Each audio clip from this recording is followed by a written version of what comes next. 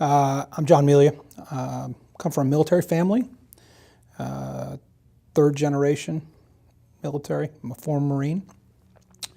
In 1992, I was on a Marine Corps CH-46 helicopter on a mission off the coast of Somalia.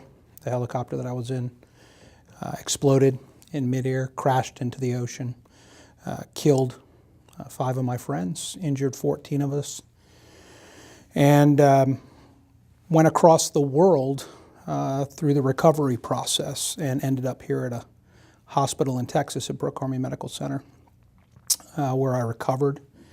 Went back to the Marines for a couple more years, went back to Somalia the next year and was retired in 1995 as a result of my injuries. In 2002, my family and I saw young men and women returning from Iraq and Afghanistan and decided that many of those young men and women would be going through the same experience that I did when I recovered. They wouldn't know what was in front of them in the future. They wouldn't know where they were going to go to work. And so we started a project in the basement of my house called the Wounded Warrior Project. It started with $50 and a Network Solutions website and has now grown to be the largest veterans nonprofit in America and raises about $400 million annually.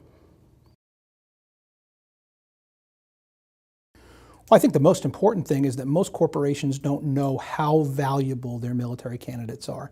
Some of the employers that we work with here right now, they tell me after they've started to work with us, we'll take one every day. They become so valuable and such a big part of their organization.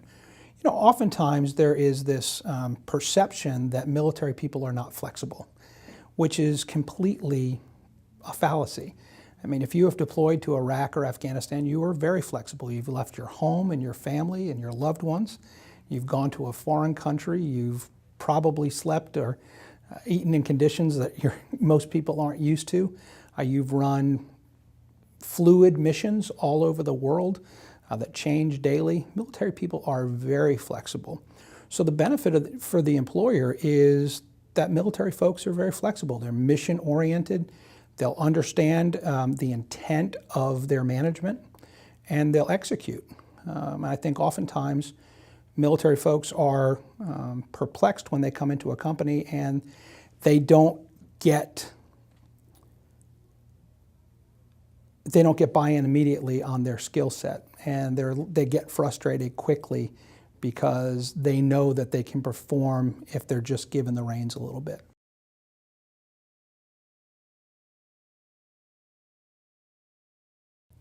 Well, I think oftentimes it's because it gets second or third seat with somebody. It's a secondary or a tertiary duty with one of their recruiters or their corporate HR executives.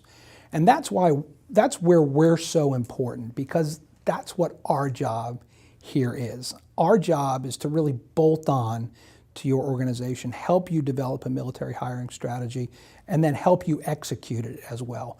We don't just leave you with a playbook, we actually help you execute.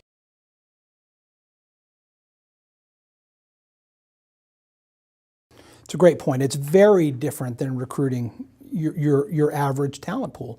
Many folks are used to hiring from the ranks of college students or of high school students, or they're going out to hire from their competition. The military really is an open pool of candidates. These people are captive.